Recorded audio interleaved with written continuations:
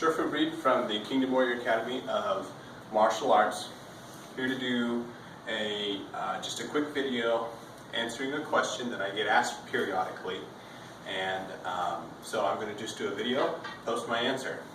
So the question is, as a Xingyi practitioner, how do you deal with people like UFC and MMA and Muay Thai, people who like to clinch and come in with knees? Okay, my answer is simple. As a traditional martial artist, I look to the traditions, I look to the forms, I look for the techniques in the forms that give an answer to the problem. Okay, so the students can help me to demonstrate how I respond to clinching.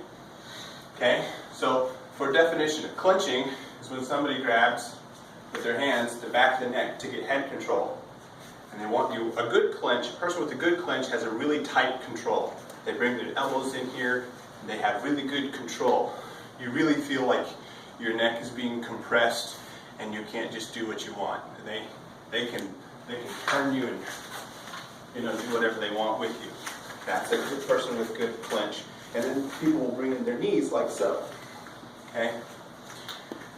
So a lot of people have difficulty dealing with clinches when somebody clinches with them in sparring. So I have several effective strategies that I've employed in sparring to really, really good effect. So I'm going to share them with you. So when a person comes in and gets a clinch, okay, I want to be able to make sure my vision is not obscured. Okay, I need to be able to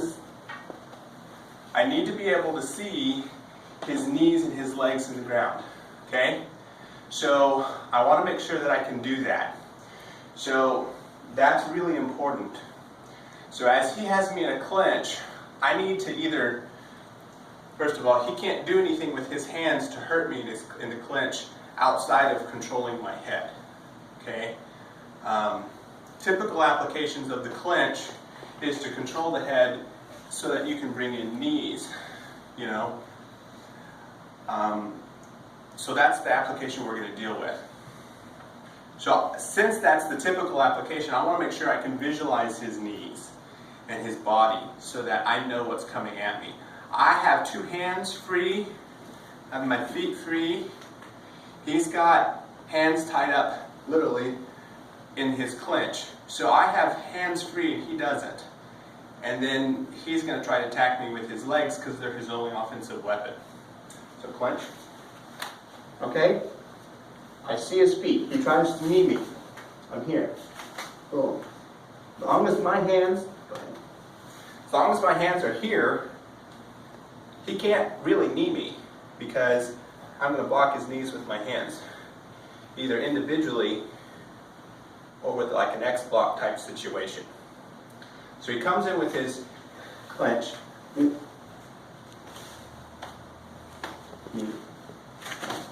ahead. Okay.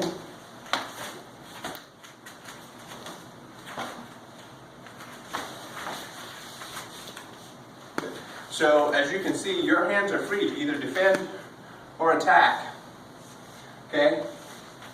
So that's an important, just basic level understanding of the clinch.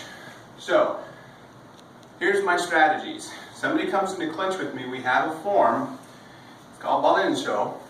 Okay? And in the turn of Balinsho, we do this drill block. Okay? So I'm going to take that drill block, it's also in Tingun and several other places throughout the system. I'm going to take that drill block and I'm going to use it when he tries to clinch me. Okay? So clinch.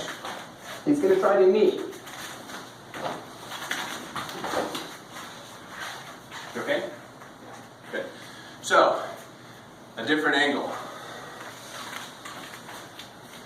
What I'm doing is as he comes into clinch, first of all, I keep my eyes down so I can see what's going on.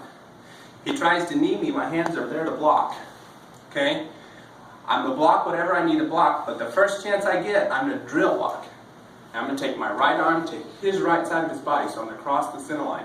I'm going to drill up through the space. The act of drilling up through this space breaks his clinch. Just clinch. Okay? It separates us, breaks his clinch and pulls us away. Okay? From here, I'm just going to hook. I'm going to pull him into my own knee. And I've got arm if I want to do something else. Okay? So it depends on how things just kind of flow after that. So I have to always be mindful of his knees, what he's doing with my head control, but the first chance I get, I want to drill up. Okay? So people ask me, what if they've got a really good clinch and you can't get them to separate? Really tight clinch. Okay? Good. Then I come in with my elbow. Okay? So he comes in, he clinches, as I come through here, switch to this side, and I'm hitting him with my elbow to his body. My elbow's forearm's right up against his body, okay? Yeah. And so I'm just coming in and hitting him as I work my way through. Notice that I switched hands. I hit him a couple times, switched hands.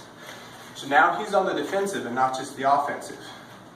I see a lot of people passively responding to a clinch. So he clinches, tries to knee, and they're just kind of covering up their body. They're just kind of covering up their body, blocking the knees. My philosophy is I don't want my opponent to even have a chance to attack me. I want to turn the tables on and put him on the defensive.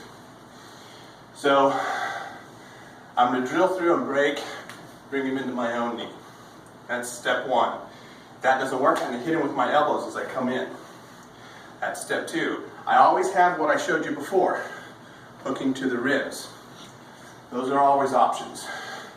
And then you also have, depending on how the person positions their body when they clinch with you, a third option.